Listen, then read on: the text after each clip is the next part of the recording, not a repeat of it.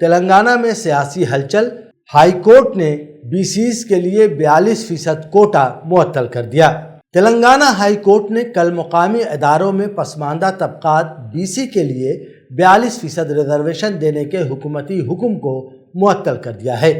یہ فیصلہ ایسے وقت سامنے آیا ہے جب ریاست میں طویل تاخیر کے بعد لوکل باڈیز انتخابات کرانے کی تیاری آخری مرحلے میں تھیں۔ ہائی کورٹ کے عبوری حکم کے ساتھ ہی ریاست میں سیاسی الزام تراشیوں کا نیا دور شروع ہو گیا۔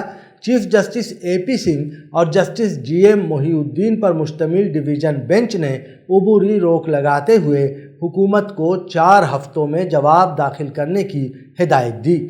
درخواست گزاروں کو 2 ہفتوں بعد اپنا جواب جمع کرانے کا موقع دیا جائے گا۔ اگلی سماعت 6 ہفتوں بعد مقرر ہے۔ یہ فیصلہ سرکاری حکم نامہ نمبر 9 کے خلاف دائر متعدد ریٹ درخواستوں پر 2 روزہ سماعت کے بعد سنایا گیا۔ درخواست گزاروں کا موقف ہے کہ 42% کوٹا آئینی طور پر مقرر 50% ریزرویشن کی حد سے تجاوز کرتا ہے۔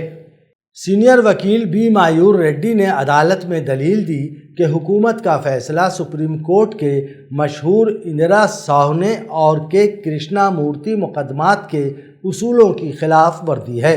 ان کے مطابق بی سی ایس سی 15% اور ایس ٹی 10% کوٹوں کو ملا کر مجموعی ریزرویشن 67% تک پہنچ جاتا ہے، جو آئینی دائرے سے باہر ہے۔ انہوں نے مزید کہا کہ یہ اقدام تلنگانہ پنچایت راج ایکٹ 2018 کے سیکشن 285 کے بھی منافی ہے، جس میں 50% کی واضح حد مقرر ہے۔ دلچسپ بات یہ ہے کہ اس ایکٹ میں ترمیم کے لیے اسمبلی سے مارچ 2025 میں منظور ہونے والا بل ابھی تک گورنر کی منظوری کا منتظر ہے۔ بینچ نے دوران سماعت حکومت سے استفسار کیا کہ آخر ریاست بھر میں یکساں 42% کوٹا کس بنیاد پر نافذ کیا گیا، جبکہ مختلف علاقوں میں بی سی آبادی کا تناسب مختلف ہے۔ حکومت کا موقف ریاست کے ایڈوکیٹ جنرل سدرشن ریڈی نے بتایا کہ یہ فیصلہ ایک جامع ذات پات سروے کی بنیاد پر کیا گیا ہے، جس کے مطابق ریاست کی 57.6% آبادی پسماندہ طبقات پر مشتمل ہے۔ ان کے مطابق یہ اقدام ان طبقات کی سیاسی پسماندگی ختم کرنے کے لیے کیا گیا اور اسمبلی نے اسے متفقہ طور پر منظور کیا تھا۔ یہ معاملہ سپریم کورٹ تک بھی پہنچا تھا، لیکن عدالت عظمیٰ نے 6 اکتوبر کو مداخلت سے انکار کرتے ہوئے درخواست گزاروں کو ہائی کورٹ سے رجوع کرنے کا مشورہ دیا۔ عدالتی فیصلے کے فوراً بعد ریاستی سیاست میں ہلچل مچ گئی۔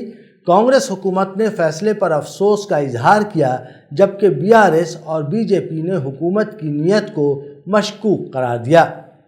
بی سی ویلفیئر وزیر پونم پربھاکر نے کہا کہ عبوری روک غیر متوقع ہے اور حکومت اس پر غور کے بعد اگلا قدم اٹھائے گی۔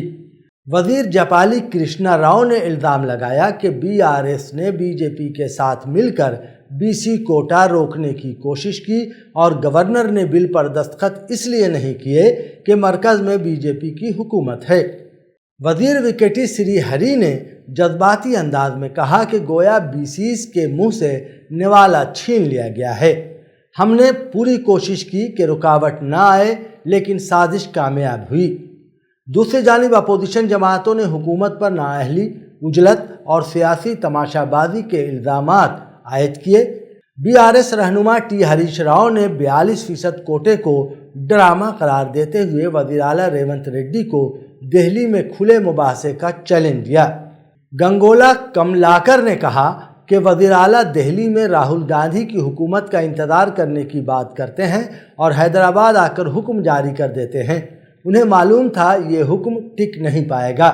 بی جے پی کے ریاستی صدر این رام چندر راؤ نے کہا کہ یہ سارا نتیجہ حکومت کی جلد بازی کا ہے، وہ اب اپنی ناکامی کا الزام دوسروں پر ڈال رہی ہے۔ عدالت کی عبوری روک کے ساتھ ہی لوکل باڈیز انتخابات اور بڑھایا گیا۔ کوٹا دونوں فی الحال معطل ہیں۔ ریاست میں انتخابی شیڈول کا اعلان مؤخر کر دیا گیا ہے اور انتخابی عمل ایک بار پھر غیر یقینی صورتحال کا شکار ہے۔ یہ معاملہ نہ صرف تلنگانہ کی سیاست بلکہ پورے بھارت کے ریزرویشن نظام کے لیے ایک بڑی آزمائش بن گیا ہے۔